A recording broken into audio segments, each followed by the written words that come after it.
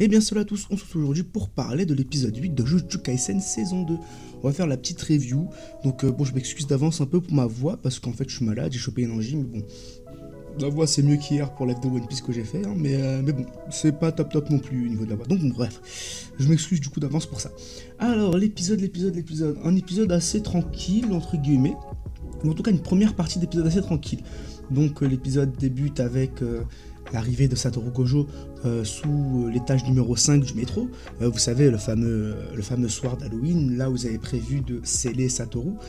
Donc en gros, l'épisode commence sur ça, mais on passe très vite à Itadori, Mei Mei et son petit frère. Donc voilà, Mei Mei explique plus ou moins le plan à Itadori, qu'en gros ils vont devoir aller au métro pour s'occuper un peu de tout ça, pour d'une certaine façon s'occuper de Maito et sauver tout le monde. Sauf que du coup forcément Itadori lui il apprend que il y a des humains modifiés. Donc et quand il entend ça forcément son regard change directement, hein, limite son sang est glacé carrément.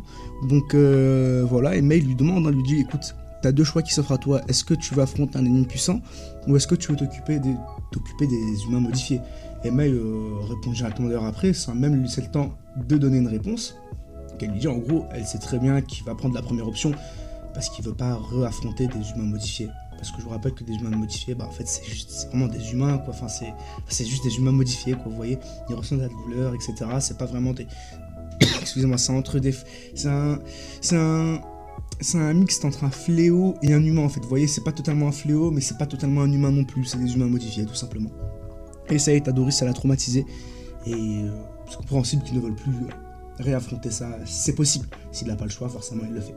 Du coup forcément il prend l'ennemi puissant, et l'ennemi puissant se trouve être un criquet, donc voilà, d'ailleurs on a une petite explication sur les rideaux, qu'en gros en fait, alors de ce que j'ai compris, Maito se situe entre deux rideaux, donc il y a un rideau qui est déployé, un sort d'espace sans rideau et un autre rideau qui est déployé. Donc Maito, de ce que j'ai compris, il se situe là.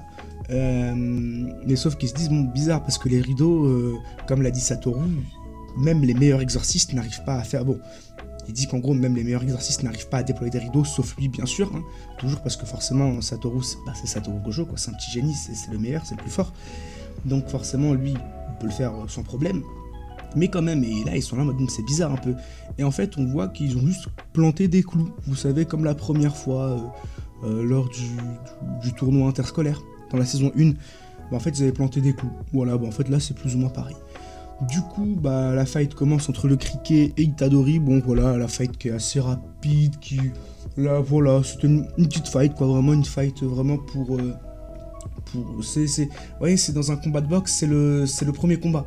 Vous avez le vrai combat qui arrive à la fin. Là, c'était le premier combat. C'était histoire de... C'était l'entrée, voilà, c'était l'entrée. Ouais. On a l'entrée, on va voir le plat de résistance, on va voir le dessert. Là, c'était l'entrée, le combat avec le criquet.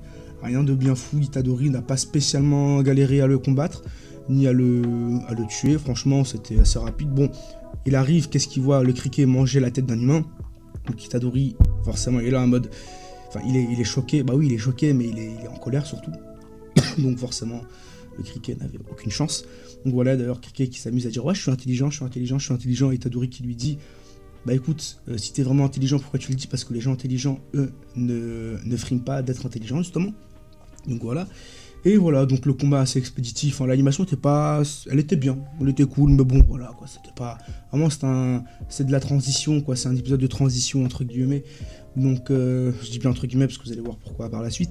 Donc, voilà, et puis, encore une fois, Itadori s'en sort extrêmement bien face au criquet, il ne l'a pas touché une fois, et même Mei lui fait la remarque, il lui dit qu'elle était impressionnée, et qu'il devrait clairement passer en grade numéro 1, parce que, il a clairement le niveau d'un grade numéro 1, parce qu'elle pensait qu'il allait quand même un minimum galérer face au criquet. Non, pas du tout, vraiment.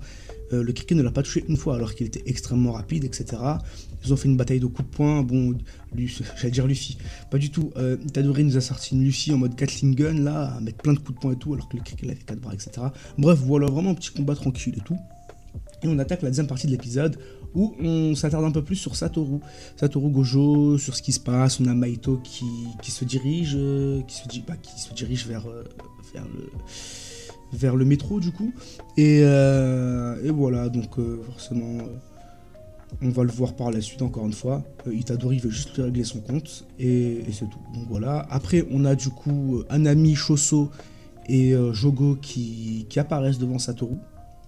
Et d'ailleurs Anami qui bloque les entrées et les sorties du coup du métro. Donc Satoru lui dit ouais bon ça sert à rien que tu fasses ça, je vais pas fuir, etc. Mais en fait c'était un tout autre plan, c'était justement pour que Satoru ne puisse pas voir les humains qu'il y a autour, etc. Bref. Ce qui est complètement con en soi.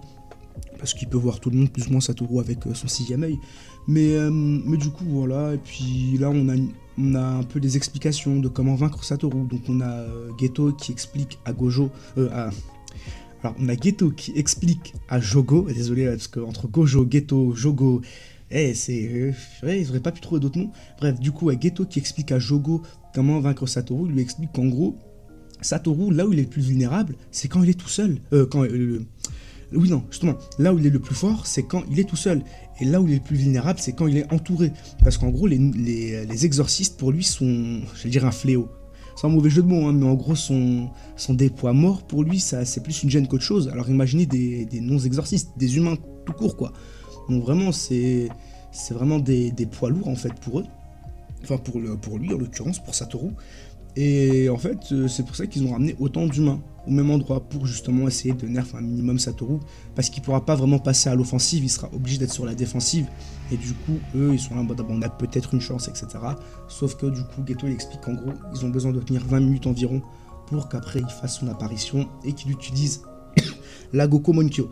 Gokomonkyo qui, ils appellent ça comment, la liège, je sais pas quoi, le cube de liège ou un truc comme ça, bref. J'ai pas le nom en français, désolé, je l'ai en japonais, c'est complètement con, mais pas en français, donc voilà, pour qu'il utilise la Gokomonkyo.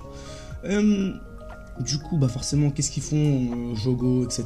Bah ils s'amusent à tuer des petits humains, par-ci par-là, hein, donc pour essayer un peu de titiller Satoru, sauf que ça marche pas vraiment, Satoru, on a l'impression qu'il s'en fout, il s'en fout pas, hein, mais on a l'impression qu'il s'en fout, et là en mode, bon, ok, d'accord. Donc on a d'ailleurs Choso qui envoie une attaque sur Gojo, mais forcément ça marche pas parce que il a l'infini qui le protège. Et d'ailleurs Geto qui explique à Jogo qu'en gros Satoru il pourra pas utiliser son sort bleu parce que c'est trop risqué pour les gens, et qu'il pourra pas se déplacer via son sort bleu parce que c'est beaucoup trop risqué aussi. C'est comme s'ils allaient c'est comme si on prenait un rouleau compresseur et qu'on écrasait tout le monde. Et dans le manga j'avais bien aimé ça, c'est que Geto ça m'avait marqué. Geto en gros il expliquait à Jogo que un humain avait plus de chances de survivre à un camion leur fonçant dessus à pleine vitesse que survivre à la vitesse de Satoru Gojo. Vraiment. Et ça c'est incroyable, vraiment. Ça, on s'en rend pas compte, vraiment. Bon, dans les deux cas, il meurt, mais c'est pour vous dire à quel point Satoru, il a une vitesse incroyable via son sort bleu. Donc en gros, il pourra pas se déplacer rapidement et il pourra pas utiliser son sort bleu. Donc déjà, il énerve Satoru. Donc compliqué pour lui. Hein, enfin, compliqué, on se comprend. Et voilà en fait, donc vraiment le plan c'est de le maintenir sur la défensive un maximum jusqu'à que Geto arrive. Donc c'est ce qu'ils essaient de faire. D'ailleurs Anami et Jogo ils arrivent et ils utilisent un prolongement. Alors un prolongement, attention, c'est pas un prolongement d'extension de territoire, c'est juste un prolongement, en gros ça c'est comme un territoire simple, en gros Satoru nous explique que c'est plus ou moins comme un territoire simple, mais c'est pas exactement pareil. Du coup ils utilisent ça pour en fait réduire un maximum l'infini de Satoru qui s'échappe sans problème, qui se téléporte, et du coup ça énerve un peu Jogo, il lui dit ah t'as pas compris, donc je vais tuer des humains, donc il tue un humain, voilà. Et Satoru qui vraiment ne réagit pas pour le coup, vraiment il est serein. Et il commence à enlever son bandana. Donc là, on sait que quand il enlève son bandana, attention, ça va partir en cacahuète. Il leur explique qu'en gros, il les trouve méga stupides. Mais pas parce qu'il tue des humains. Il les trouve méga stupides dans le sens où il pense vraiment qu'ils ont une chance de gagner. Alors qu'il les a déjà fouettés les deux. Il a fouetté Anami et il a fouetté Jogo. Donc vous voyez, il est là, il est en mode putain. C'est pas aussi con de vraiment pouvoir penser que vous allez pouvoir gagner face à moi. Du coup, voilà, il enlève son bandeau, donc il est en colère, un peu, on voit son regard un peu effrayant. Jogo qui commence à transpirer en voyant son regard. Et petit bémol, dans le manga, après ça arrive souvent dans les scènes où Satoru apparaît, et c'est ça qui est dommage, c'est que dans le manga, cette scène, elle était vraiment stylée parce que on sentait vraiment, en fait, ce côté fou limite de Satoru. Vraiment, ce regard froid, en fait, où on sent qu'il est en colère, mais qu'il n'est pas en colère, en fait. Il a un regard, en fait, on sentait ce regard perçant. Et là, je vais pas dire que c'est raté, c'est pas raté, loin de là, mais en manga, je trouve que ça rend mieux. Mais ça, globalement, ça, c'est dans toutes les scènes avec Satoru dans le manga. C'est vraiment vous prenez Satoru dans le manga, enfin les scènes de Satoru dans le manga et vous les interposez dans l'animé, autant l'animation est stylée, on peut rien dire là-dessus. Et avec les autres persos ça passe, autant avec Satoru, je sais pas, je trouve que ses expressions faciales dans le manga sont un peu plus stylées.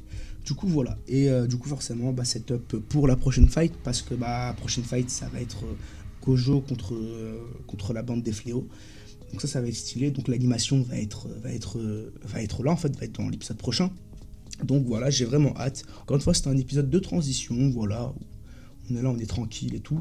Et voilà, bon après il y a peut-être des trucs que j'ai pas parlé, je pense notamment à l'extension de territoire de Satoru, où justement il y a Geto qui dit qu'en gros Satoru il y a 99% de chances qu'il n'utilise pas son extension de territoire, etc.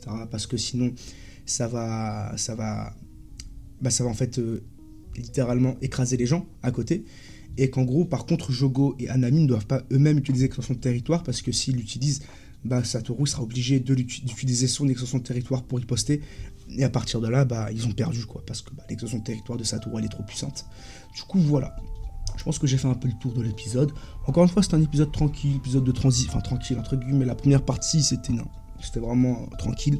La deuxième partie, c'est un setup pour l'épisode prochain, où on aura la vraie fight, où on aura Satoru qui va passer à l'action.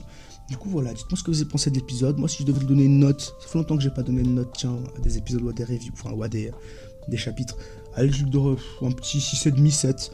Vraiment, l'épisode est tranquille. C'est pas qu'il est pas beau visuellement et tout, loin de là. Hein. C'est juste que c'est un épisode tranquille de transition. Donc voilà, allez, je dirais plus 7 que 6,5. Allez, on va lui donner 7 sur 10. Du coup, voilà, dites-moi ce que vous avez pensé de l'épisode dans les commentaires. Et puis moi, je vous dis à la semaine prochaine. Bye bye!